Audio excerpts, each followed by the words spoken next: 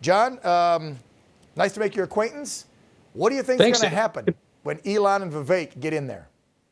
Well, yeah, Dan, thank you so much. I want to go back really quickly to the past, because thank you for that kind introduction and honoring Adam. Of course. And because I'm going to describe this process because it gives us a lot of hope for what Elon and Vivek can accomplish. So Open the Books came about in part through legislation that I helped work on when I was the communications director for the late great Senator Tom Coburn, who was a legendary fiscal conservative.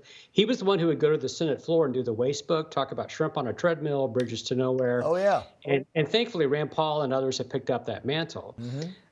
So one of the bills that we passed was called the Federal Funding Accountability and Transparency Act that put all federal spending online back in 2006. And we teamed up with a senator named Barack Obama from Illinois who wanted to run on a bipartisan accomplishment. So we thought, well, what's the most conservative thing we can get Obama to agree to? So this bill became law, put all federal spending online, and Open the Books is really the fulfillment of the vision that Coburn had of citizen activism. So Adam really honored Coburn's legacy through the work he did, and now no one would have expected Adam to pass away so young. And so we're going to continue that transparency revolution and honor Adam's work, honor Coburn's work, but most importantly, honor the taxpayers who have the right to know how the government is spending and often misspending their money. Yeah. So I'm hopeful that DOGE is going to make a lot of progress pretty quickly, as Vivek said. Because, I mean, you look what just Elon did with X, right? Laid off 80% of the staff, and it's now making a better profit than it was last year, the year before, since he bought it. And it's still running fine. And 80% of the staff, poof, gone. Just think about if 80% of the government, federal government staff was, poof, gone. Would we even notice?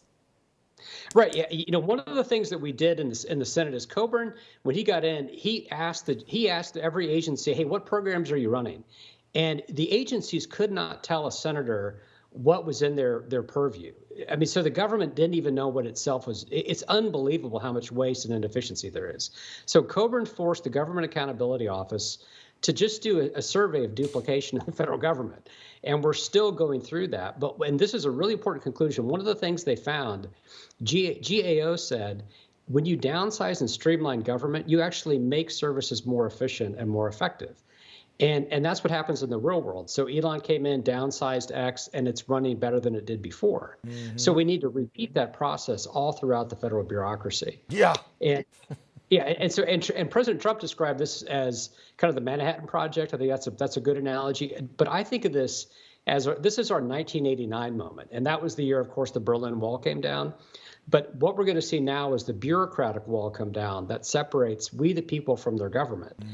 And it's going to kind of end this 100-year progressive era that started with Woodrow Wilson, where it seems like every year we add on more and more government, but we don't add more and more prosperity. In fact, you know, Thomas Jefferson talked about the natural progress of things is for government to grow and liberty to diminish. And so we're going to reverse that and really reboot and reestablish our founding principles of liberty and limited government.